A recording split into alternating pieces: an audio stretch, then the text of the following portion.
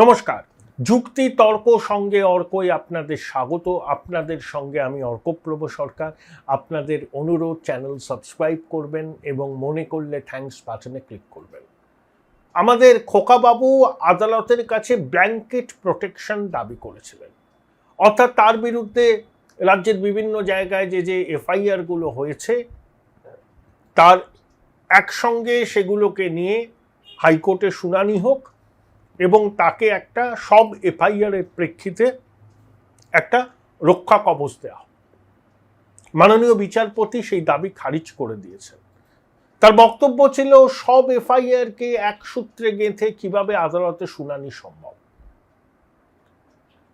খোকাবাবুর হয়ে সওয়াল করেছিলেন কপিল সিব্বাল। এটা নিয়ে কল্যাণের সঙ্গে লেগেছিল। দিদিমণির সামনে কল্যাণ গলা তুলে বলেছিলেন যে আমি কি বানের জলে ভেসে এসেছি, সব মামলা করবেন কপিল সিব্বাল আর অভিষেক মানু সিংভি। আমরা যে এতদিন গৃহবৃত্তর মতো রইলাম, এই পুরস্কারটুকু কি আমাদের প্রাপ্য নয়? যাই হোক, কিন্তু ব্ল্যাঙ্কেট প্রোটেকশনের আর্জি খোকাবাবুর আদালত খারিজ করে দিয়েছে। আরেকটি খুব ভালো বিষয় হয়েছে, বিধানসভা স্পিকার রথীন্দ্র বসু ঘোষণা করেছেন যে প্রত্যেক বছর একজন বিধায়ককে সেরা বিধায়কের পুরস্কার দেওয়া হবে। বিধানসভায় তার উপস্থিতি, বিধানসভায় তার বক্তব্য, তার ভূমিকা, এলাকার মানুষের উন্নয়নে তিনি কি ভূমিকা নিচ্ছেন, একটি মূল্যায়ন সংস্থা মূল্যায়ন করবে এবং তার ভিত্তিতেই সেরা বিধায়ক নির্বাচিত হবেন। এবং 181 জন প্রথমবারের বিধায়কদের, প্রবীণ বিধায়করা আছেন যারা শাসক বিরোধী দলে, তাদের কাছ থেকে বিধানসভার কাজ শিখে নেওয়ার জন্য অনুরোধ করেছেন অধ্যক্ষ রথীন্দ্র বসু। তিনিও প্রথমবার বিধায়ক হয়ে তিনি অধ্যক্ষের গুরুদায়িত্ব সামলাচ্ছেন। আমি যে শিরোনামটা দিয়েছি, পাগলা গারদ কোথায় আছে নেই কি তোমার জানা, মৌচাক সিনেমা নিশ্চয়ই আপনারা দেখেছেন। মিঠু মুখার্জি এবং রঞ্জিত মল্লিক সেই ওই গানের লড়াই, মাঝখান থেকে রঞ্জিত মল্লিক খেই পাচ্ছিলেন না, মঞ্চের পিছন থেকে উত্তমবাবু তাকে উৎসাহ দিলেন, বললেন যে আমি গাইছি তুমি লিপ দাও, পাগলা গারদ কোথায় আছে নেই বুঝি তা জানা। এটাই ছিল গানের লাইন। আমি একটু ঘুরিয়ে করেছি নেই কি তোমার জানা। কেন এটা করলাম? হঠাৎ মান্নাদের এই কালজয়ী গানের সঙ্গে আমার এই রাজনৈতিক প্রতিবেদনের কি সম্পর্ক শুনেন। দেখুন, 21শে জুলাই আমাদের হীরক রানী অনেক কথা বলেছেন, আবার মিথ্যা কথা। উনি তো সত্যি কথা বলেন না। কালীঘাটের ময়না সত্যি কথা কয় না, এটা একেবারে অ্যাক্সিওম্যাটিক ট্রুথ। সবাইকে তিনি দেখে নেবেন, তিনি পথে নামবেন, রাস্তায় রাস্তা দেখাবে। সুভাষ মুখোপাধ্যায়ের ওই লাইনটাকে মাঝে মধ্যেই তিনি ব্যবহার করেন। অবশ্য ভাবেন তিনি সুভাষ মুখোপাধ্যায়ের থেকে বড় কবি। তা শুভেন্দুবাবু ওনাকে ধুইয়ে দিয়েছেন, বলেছেন আপনি এইসব আবোল তাবোল করছেন, আপনি জীবদ্দশাতেই জেনে যাবেন আপনি একজন প্রতিষ্ঠিত চোর। মমতা বন্দ্যোপাধ্যায় যে ডাকাত রানী, সত্যকুণাল বাবু, এরা পশ্চিমবঙ্গের মানুষ জানে। এই যে 15 বছর ধরে চুরি জোচ্চুরি ডাকাতি হয়েছে রাজ্য জুড়ে, সরকারি কোষাগারে অর্থ কম জমা পড়েছে, ক্যামাক স্ট্রিট কালীঘাট লুটেছে 1 লক্ষ কোটি টাকা, এরকম মিনিমাম বললাম, লুট করেছে কালীঘাট ক্যামাক স্ট্রিট মিলিয়ে। সেই জন্য কেমান আইল্যান্ডে টাকা পাঠায়, সেই টাকায় হেলিকপ্টার এয়ারক্রাফট কেনা হয়, তোলামূলের টাকায় কেনা হলো, তোলামূলকে চড়া ভাড়ায় দেয়া হলো। অর্থাৎ তোলামূলের অ্যাকাউন্ট থেকে টাকা যাচ্ছে ওই ফিকটিশিয়াস কোম্পানির অ্যাকাউন্টে, চার্টার্ড ভাইপো। আর পিসিমণি বলেন আমি সততার মূর্ত প্রতীক। ফটফট করে হাওয়াই চটি পরে তিনি হাঁটেন। তিনি যে ডাকাত রানী তোলামূলের বিধায়করাও জানেন, মৃতব্রত তৃণমূলের বিধায়করাও জানেন, কালীঘাটের বিধায়করাও সবাই জানেন যে ডাকাত রানী। কেউ মায়া পরবশ দয়া পরবশত হয়ে এখনো পিসি ভাইপোর সঙ্গে আছে, বেশি দিন থাকবে বলে মনে হয় না। অনেকেই বেরিয়ে আসবে, গুটি কয়েক থাকবে যাদের কোথাও যাওয়ার জায়গা নেই বা যাদেরকে কেউ নেবে না। তা শুভেন্দুবাবু কিন্তু স্পষ্ট জানিয়ে দিয়েছেন যে মুখ্যমন্ত্রী মানে প্রাক্তন মুখ্যমন্ত্রীকে তার জীবদ্দশাতেই জেনে যেতে হবে তিনি প্রতিষ্ঠিত চোর, কারণ সব রিপোর্ট দাখিল করা হবে। ক্যাগ রিপোর্ট দাখিল হবে 25শে জুলাই, পরবর্তী অধিবেশনে তা নিয়ে আলোচনা। সেখানে ক্যাগের সুপারিশের ভিত্তিতে কোনো দপ্তর বা কাউকে যদি দোষী ঠাউরানোর মনে হয় তাহলে রাজ্যপালের অনুমতি নিয়ে এফআইআর। একবার এই প্যান্ডোরার বাক্সটি খুললে পরে কালীঘাটের হীরক রানীর অবস্থা হবে ছেড়ে দে মা কেঁদে বাঁচি। আরে কত আপনি সিব্বল সিংভি, কিশোর দত্ত, কল্যাণ অকল্যাণকে মাঠে নামাবেন? আপনি যে ডাকাত রানী এর আপনার দলের লোকই জানে, আর আপনার ভাইপো হচ্ছে ডাকাত সম্রাট, সবাই জানে। পালাতে আপনি পারবেন না। ওই 2,500-3,000 লোক নিয়ে অবিশ্রান্ত মিথ্যা কথা বলছেন। নিজের ওয়ার্ডে হেরেছেন 4,000 ভোটে, আর মুখ্যমন্ত্রীকে বলছেন যে নিজের ওয়ার্ডে নাকি শুভেন্দুবাবু হারেন। মানে নন্দীগ্রামে হারলেন, ভবানীপুরে হারলেন, তাও আপনার মিথ্যাচার আর বন্ধ হলো না। জনতার রায় মানবেন না, জনতার রায়কে বলবেন আমি মানি না। আপনার গুণধর ভাইপোর জন্য আপনাদের নির্বাচনী প্রতীক হবে সর্ষে ফুল, তাও আপনার দম্ভ অহংকার কমে না। শুধু আপনি বলবেন, সবাই শুনবে, সবাই আপনার গুণমুগ্ধ শ্রোতা, আর বলেন মানে আবর্জনা।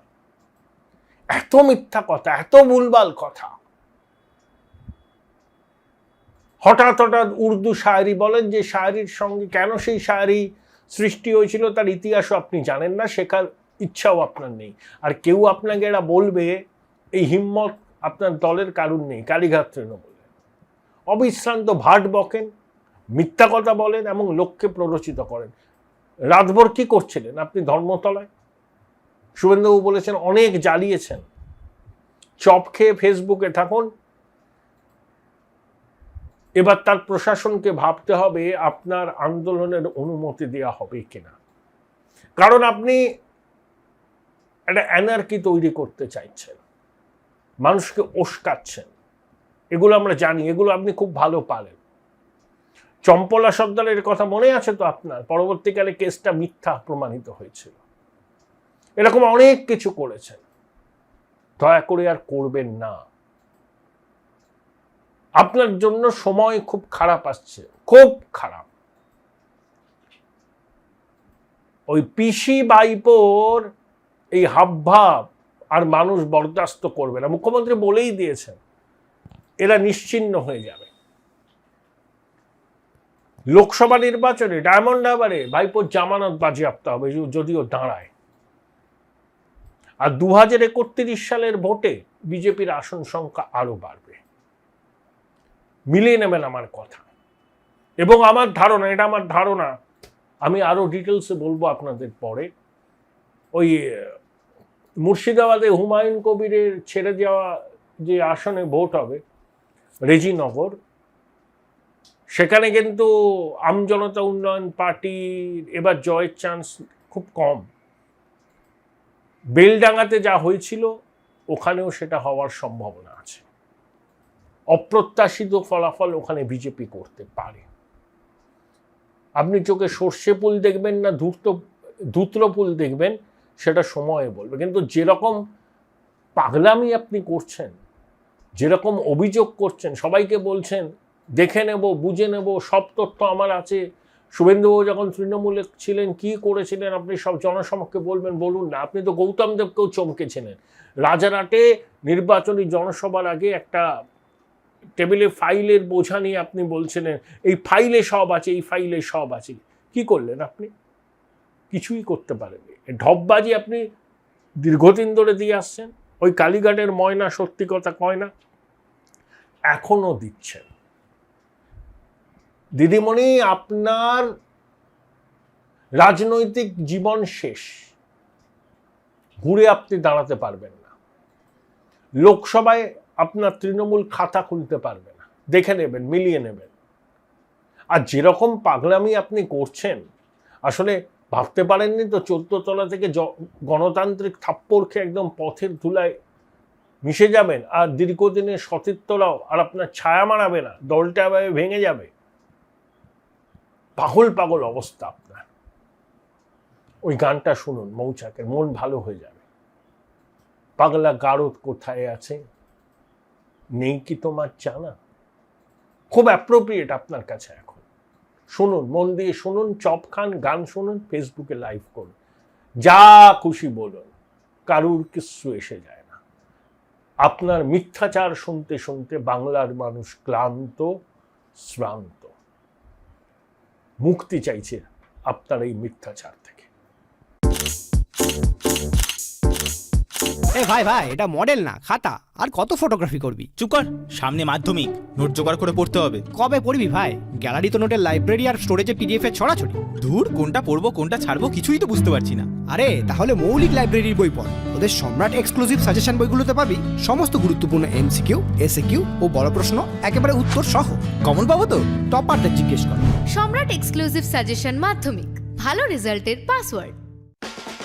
উচ্চ মাধ্যমিকের পর উজ্জ্বল ভবিষ্যৎ গড়তে NCHMCT পর্যটন দপ্তর, ভারত সরকারের hospitality and hotel management, Paschimbanga সরকারের মাকাউটের BBA BCA, fashion design, aviation tourism, culinary arts পড়ো SBI HM কলেজে। স্টুডেন্ট ক্রেডিট কার্ড ও ব্যাংক লোন পাবে SBI HM এ পড়লে। কোর্সের শেষে SBI HM দেশ ও বিদেশে চাকরির ব্যবস্থা করে থাকে।